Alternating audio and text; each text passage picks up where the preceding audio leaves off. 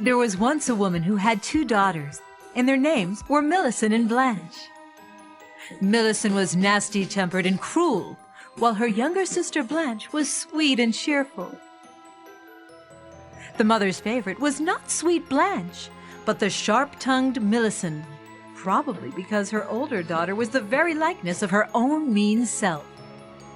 The mother made Blanche work hard all day long, while she and Millicent did nothing but loll about from morning till night, spinning tales of how they were bound to live in the city as grand ladies, surrounded by admirers. One morning, the mother sent Blanche to the well to fetch some water in a bucket. When she arrived at the well, the girl saw an old woman who said to her, "My little one, I'm so terribly thirsty.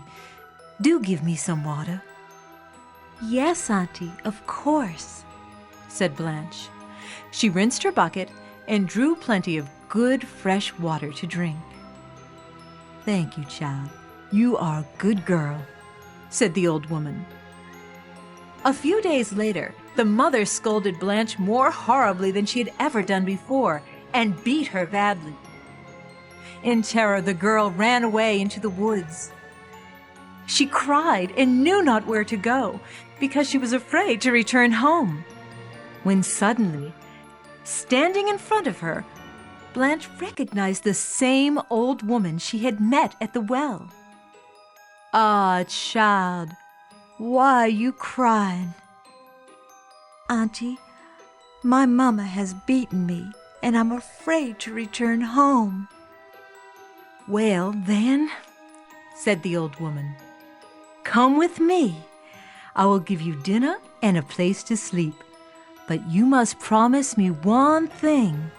You must not laugh at anything you might see." She took Blanche's hand, and they began to walk into the deep wood. Strangely, thorn bushes opened up by themselves before them and closed behind their backs. A little further on, Blanche saw two axes fighting each other all by themselves. She found such goings-on very odd, but she did not laugh or say anything. They walked further, and behold, it was two arms which were fighting. A little further, two legs. At last, she saw two heads fighting by banging their foreheads against each other. All this was strange beyond belief, but Blanche did not laugh or say a word. At last, they arrived at the old woman's cabin. "Make a fire, child, to cook the supper," said the old woman, and she sat down near the fireplace. Then she reached up to her head and twisted it off, placing it on her knees like a small round watermelon. Blanche found this the most bizarre thing she had seen yet, but still she did not utter a sound. Then the old woman began to comb and braid her hair. When she was through, she twisted her head back into place. "Well," she said, "that feels better." She gave Blanche a large bone to put on the fire for their supper. Blanche could not imagine how only one bone could make a soup, and a sorry-looking bone at that. But just the same, she put the bone into the pot. Lo, in a moment the pot was full of good, hearty meat stew. The old woman gave Blanche a grain of rice to pound with a pestle. Blanche could not see the point of grinding a single grain of rice, but she did so nevertheless, and quickly the mortar brimmed to overflowing with steaming rice. When Blanche got up the next morning, the old woman said to her, "You must go home now. As you've been a good girl, I want to make you a present of the talking eggs. Go to the chicken house. All the eggs that say to you, 'Do not take me,' you must not take. Take only the eggs that say, 'Take me.'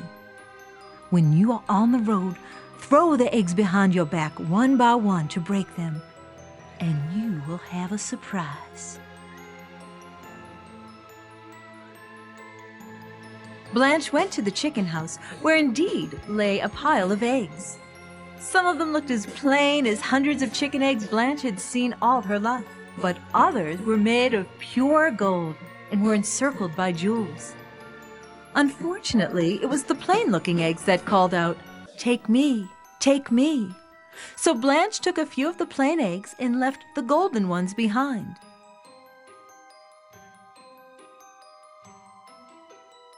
Once Blanche was on the road, she threw one of the eggs behind her. In the corner of her eye, she caught a glance of something shining. She turned around, and imagine her surprise. There amid the broken eggshells glittered a pile of diamonds. From another broken egg sprang gold jewelry. From another one, a beautiful carriage. Yet from another, beautiful dresses the likes of which she had never seen. By the time she arrived at her mother's, she had so many fine things that it wasn't easy to fit them all into the house. Her mother was delighted and pretended to be very glad to see her.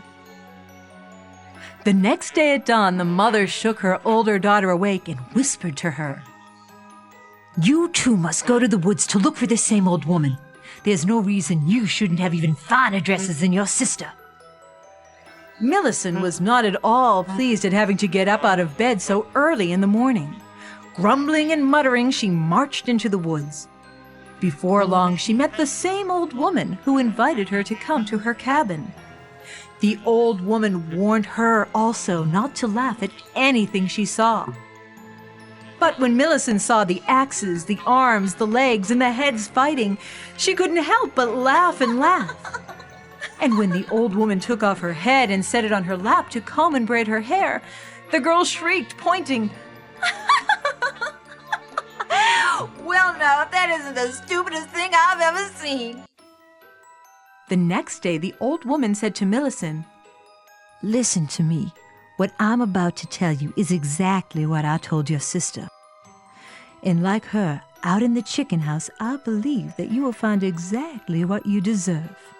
This is what I told her. You must take only the eggs that say, 'Take me.' The others you must leave behind. When you throw the eggs behind your back, one by one, you will have a surprise." With glee, Millicent rushed into the chicken house. Like before, the plain-looking ones called, "Take me, take me," while the dazzling golden eggs were the ones that called, "Don't take me." In an instant, Millicent grabbed as many golden eggs as she could carry and hurried away with them. As she walked, she broke one egg behind her and then another. But instead of riches, out came a quantity of snakes, toads, and frogs, which began to run after her. From other eggs sprang swarms of gnats and mosquitoes, which circled around her head. Millicent screamed and ran. She arrived at her mother so tired that she was not able to speak. Blanche knew that to stay at the cabin would mean being blamed for her big sister's troubles. It was clear that she must leave at once. But to help her sister, she left behind a quantity of jewels and riches. Gathering the rest of her treasure, she left in her carriage to the city.